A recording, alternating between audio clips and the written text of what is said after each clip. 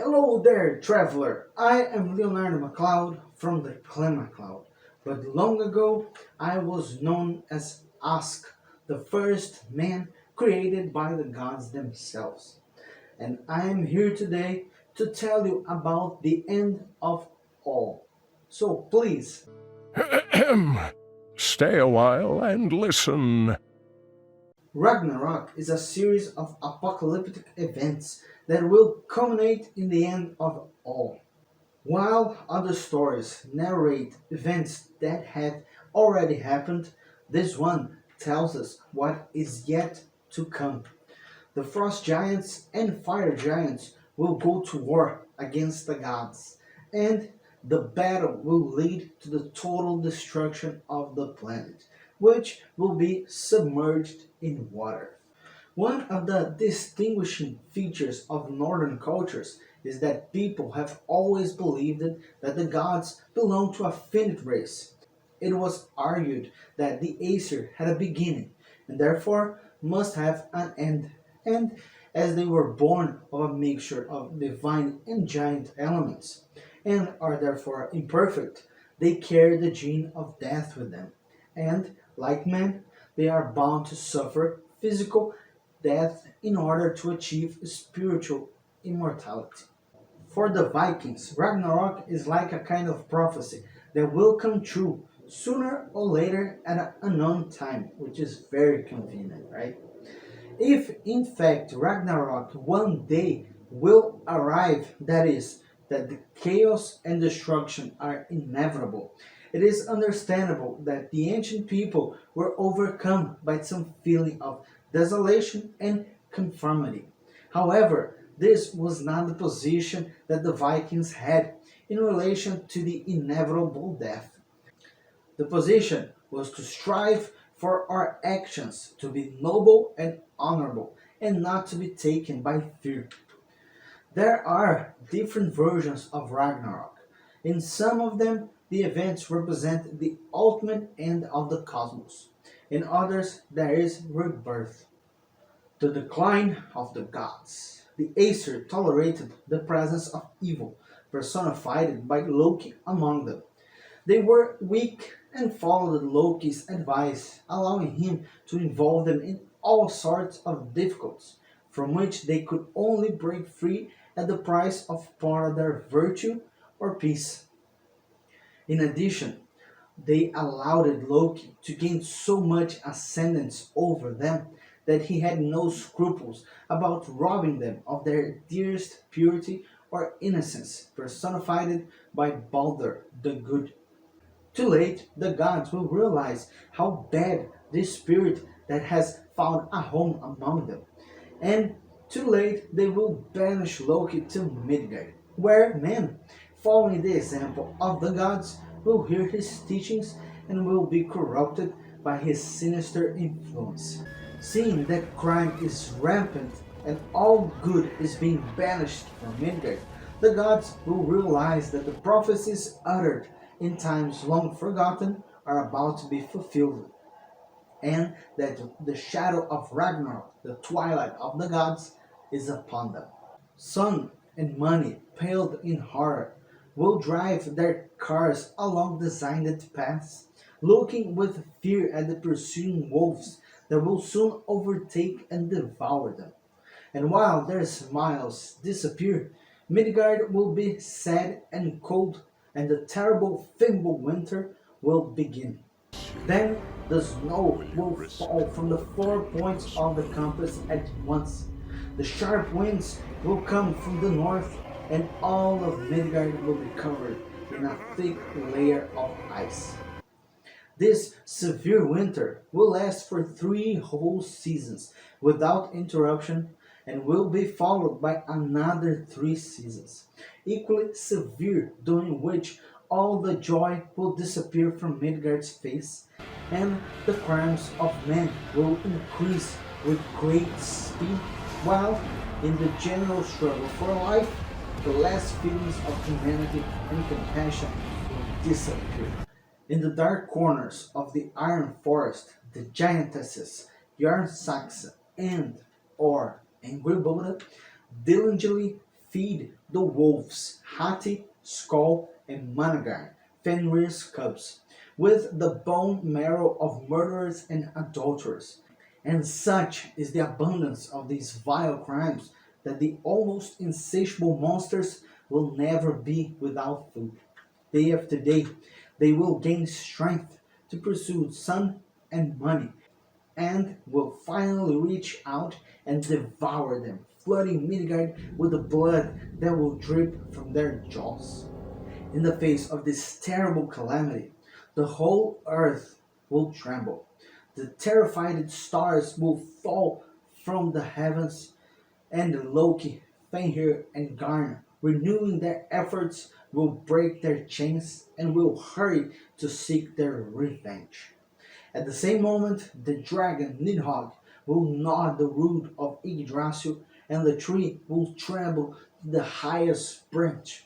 The red rooster, Fjalar, perched above Valhalla, will shout an alarm which will be immediately echoed by Gullinkambi, Midgard's rooster, and by Hel's dark red bird in Niflheim.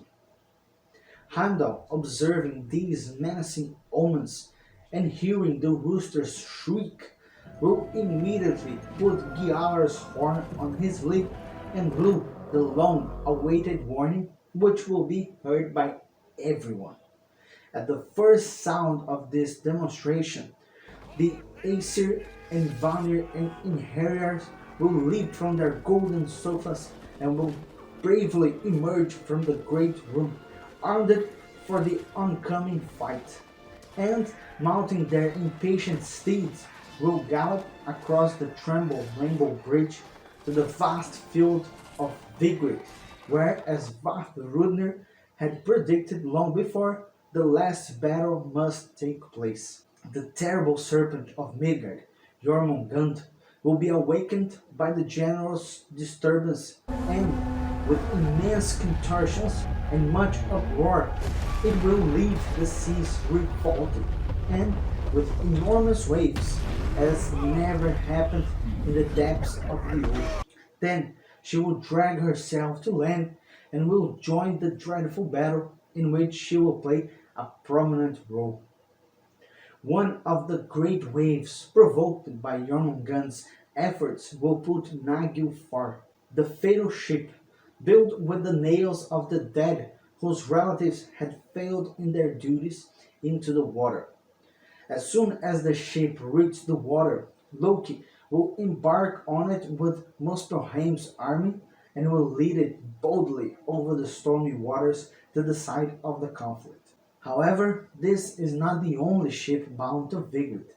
From the dense fog to the north comes another ship, guided by Grim, in which all the frost giants are armed to the teeth and ancients for conflict with the Aesir, their mortal enemy. Unfortunately, at the same time, Hel, the goddess of death, will crawl through a rift in Midgard out of her underground home, followed closely by the hellhound Garn, the evildoers of her dispirited kingdom, and the dragon Nidhogg, who will fly over the battle carrying corpses on its wing. As soon as it lands, Loki will receive these reinforcements with joy, placing himself in front of everyone, and will march with them to the fight. Suddenly, the sky will open, and through the fiery breach, Surtur will appear with his flaming sword, following his children, as they pass the Bifrost, intending to attack Asgard. The glorious bridge will sink with a crash under the horse's face.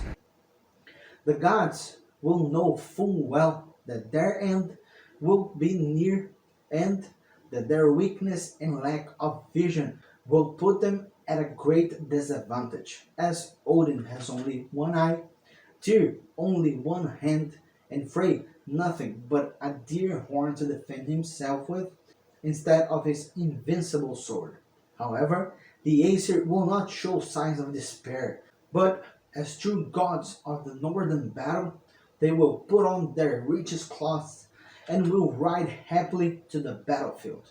As they gather their forces, Odin will once again descend to the source of Urdar, where over Yggdrasil the Norns will be sitting with their faces covered and in total silence, with the web falling at their feet.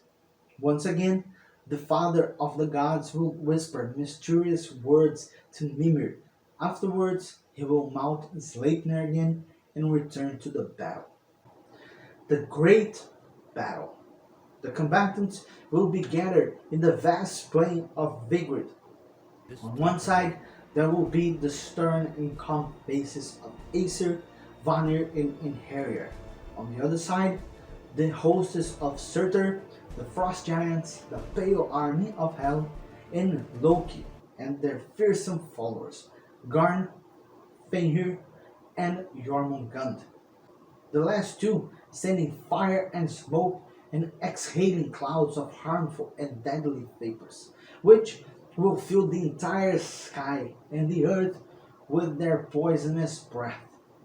All the represented antagonisms of the ages will be unleashed in a torrent of hatred, each member of the opposing hosts struggling with nefarious determination, just like our ancestors, hand in hand, face to face. With a powerful shock heard over the roar of the battle that will take over the universe, Odin and the wolf Fenrir will come into impetuous contact.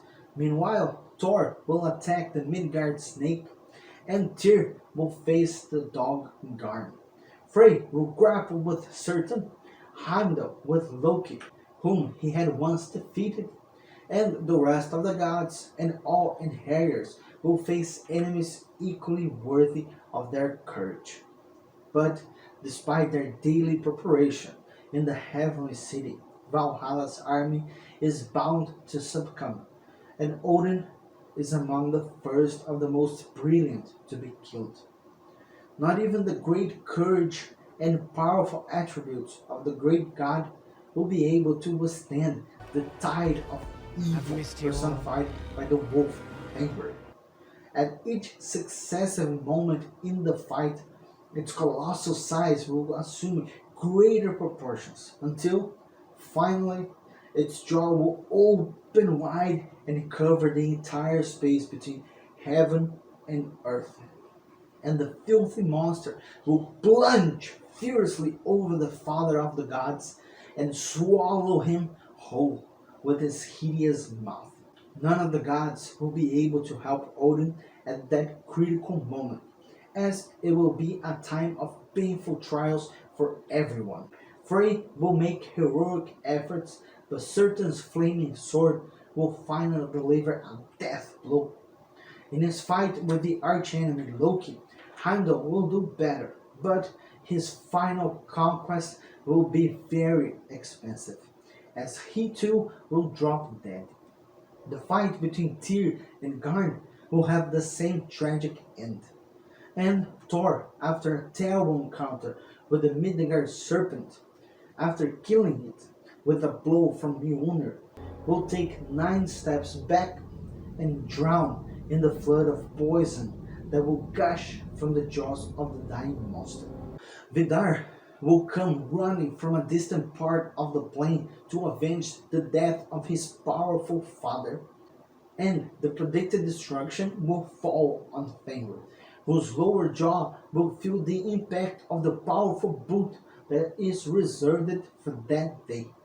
At that same moment, Vidar will grab the monster's upper jaw with his hand and with a terrible tug will tear it apart. After all the gods who participated in the battle and all the inheritors have perished, Surtur will cast his marks of fire on the sky, the earth, and the 9 realms.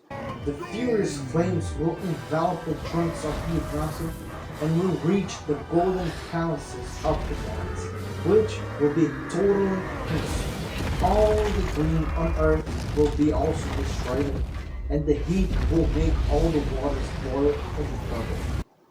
The great fire will burn furiously until everything has been consumed, and then the blackened and scarred land will slowly sink under the boiling waves of the sea. Ragnarok will have arrived. The Regeneration. The world tragedy was over. The divine actors were dead, and the chaos seemed to have resumed its former dominance. However, as in a theater play in which all the main actors are killed and the curtain falls, the audience still waits for the actors to appear and bow.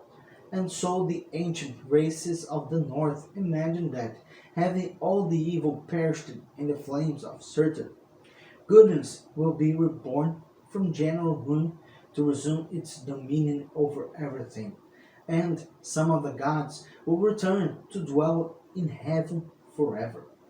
Our ancestors fully believed in regeneration and the idea that after a while Midgard, purged by fire and purified by its immersion in the sea, will rise in all of its immaculate beauty and would be illuminated by the sun, whose carriage will be driven by a daughter of sun, which will rise before the wolf have devoured her mother. The new orb of the day will not be imperfect like the first sun, and its ray will no longer be so strong that a shield will be needed to be placed between it and Midgard. These more beneficial rays will soon make Midgard renew its green mantle and produce flowers and fruits in abundance. Two humans, a woman Liv and a man Liv Rassir, will emerge from the depths of Hodmimir's forest, where they took refuge when Surtur set fire to everything. They plunged it into a peaceful sleep, unaware of the destruction around them, and remained so, being fed by the morning dew, until it was safe to roam the world once more, when they would take possession of a regenerated Midgard, which their descendants would populate and over which they would have full dominance. A new heaven. All the gods that represented the evolving forces of nature will die in the battlefield of Ygritte, except Vali and Vidar, the types of imperishable forces of nature, sons of Odin. They will return to the field of Ida, where they will be welcomed by Modi and Magni, sons of Thor, personifications of strength and energy, who will rescue their father's holy hammer from the general destruction and take it there. There they will be joined by Honir, who will no longer be an exile among the Vanir, and from the dark underworld where he had stayed for so long, the radiant Balder will rise, along with his brother Holder, with whom he will reconcile and with whom he will live with in peace and friendship. The surviving deities will remember those who left without bitterness. The memories of their former companions will, however, be dear to them, and they will often return to their former places to remember happy associations. That is how, walking one day in the tall grass of Idavo, they again will find the golden discs with which the Aesir used to have fun with. When the small group of gods turn sadly to the places where their noble homes once stood, they will realize with a joyful surprise that Gimli, the highest heavenly home, would not have been consumed, as it will shine before them with its golden roof outshining the sun. Going quickly there, they will discover, to increase their joy, that it has become the place of refuge for all the virtues. And that is all for today, but there are always more amazing tales to tell. Before I leave, do not forget, first of all, if you're not part of the clan, hit the subscribe button to be part of it. Second, hit as well the like button to let you to be know that these tales must reach others. That way, you can help spread them to the four corners of the realm. And thirdly, ring the bell icon so you can be notified of new tales to listen. Until then, May the gods of old guide thee in thy path.